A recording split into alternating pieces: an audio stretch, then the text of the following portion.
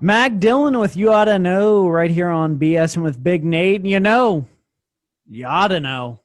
When I play a track, I'm going to be talking to someone involved with that track. And of course, joined today by Suzanne DeYulio.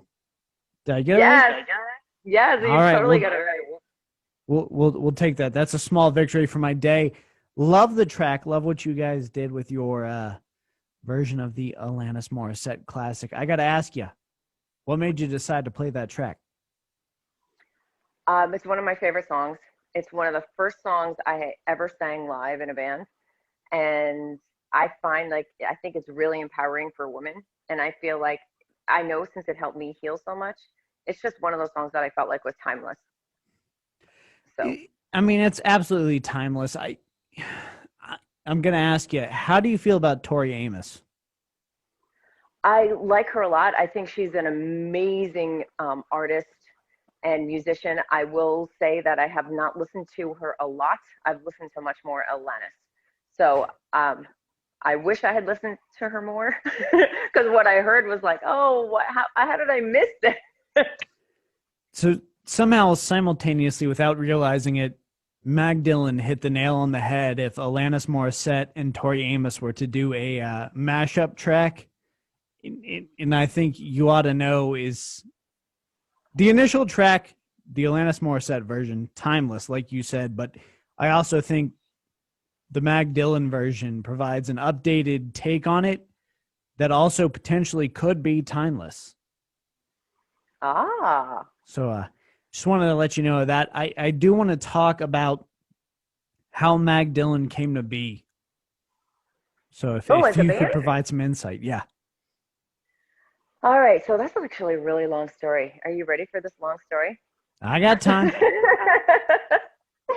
So I was in a band here in Hampton Roads, and I hadn't sang. I was out of it for like 10 years. And Bruce, who is the guitarist and who is the person I write with, we're the two that write. I write all the lyrics and a lot of the melodies, and he writes most of the music, the majority of it, if not all. And he's walking in the door right now. But I was at an open mic night with my friend Diamond, and he was working, and he heard me, and he came out, and we just started talking, and we were talking about the current band that I was in, which was not so heavy. And he said, "Well, I'm going to write a song for you guys," and we just kind of started writing, and then we never stopped. Here he is.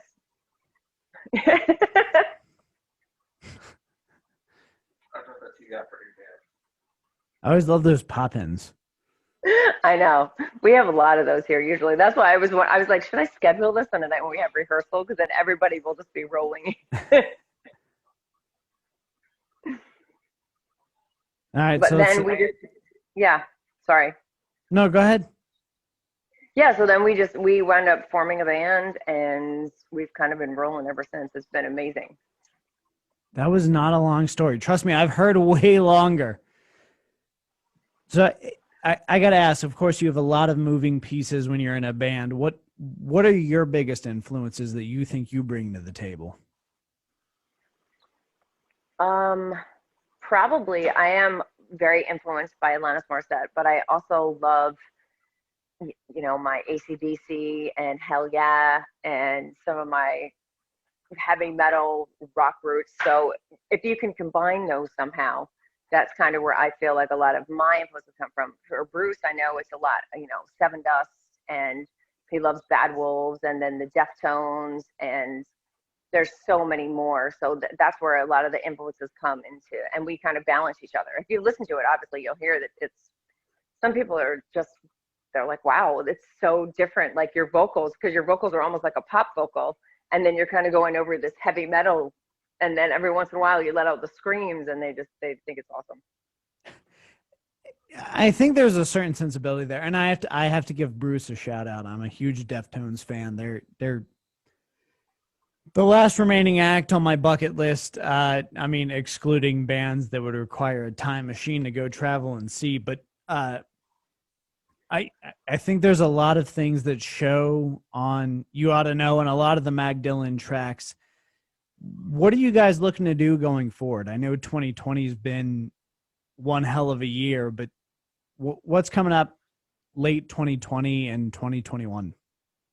We have some shows coming up late 2020. The tour we were going to go on got canceled, obviously, with the pandemic. So we're hoping we get back to touring, and then we are almost done with our second album. So we are 8 tracks in right now. So we are going to head in the studio, because we write it before we go into studio, so we have everything all done, and then we go into studio and record. So then we'll be shooting videos and doing all that stuff. So it's going to be busy. Do you have a projected timeline on the first single for the new album? No. We're hoping that we can get it done by early spring. That's a fair timeline. I mean, like I said, 2020 has thrown everyone for chaos. How much of the, like you said, you've got 8 tracks written. How much of that was written during COVID-19? I want to say probably 4 songs were written, 4 to 5 were written during the pandemic, and the other 4 or 5 were already started. Because we might be 8 songs that are formed, and then there's 3 or 4 other ones that are lingering out there that have like these awesome riffs, but we're just not exactly 100% sure on which direction we're going to go with those songs. Have there been any points in this process where you've like started a track and then gotten completely sidelined by a riff? You know, like, hey, let's put this on hold. Let's work on this other track because this riff sounds groovy. Oh, that happens all the time. Bruce will go in there and he'll have one of his songs and one of these riffs that's amazing. And then I don't know what'll happen. Sometimes it'll happen where I have a melody and I'll sing it, and then he'll go in there and he'll find a riff that goes with it. And then whatever track we were working on kind of gets abandoned, and then we go into the next one. So yeah. Do you guys have a set writing process? Like, does one person start, or do you guys all kind of come to the table with, you know, I've got this. Like, how's that work? It's mostly me and Bruce. So Bruce usually comes up with the riffs, and then we find melodies and vocals to go with it and kind of the feel of the song. Sometimes he'll come to me with, you know, a complete song with ideas of, hey, this is what I'm feeling for this. Like, he just wrote one completely by himself, and it's amazing. And that's kind of the one where we're like, oh my gosh, we have to drop everything and run to this new song because this song is so good. So we don't really have a set process, but most of the time he starts with the guitars, and then I come in with the vocals after. And then he starts with the guitars, but he writes everything. He writes the guitars, the bass, the synth, the drums. He puts everything on there.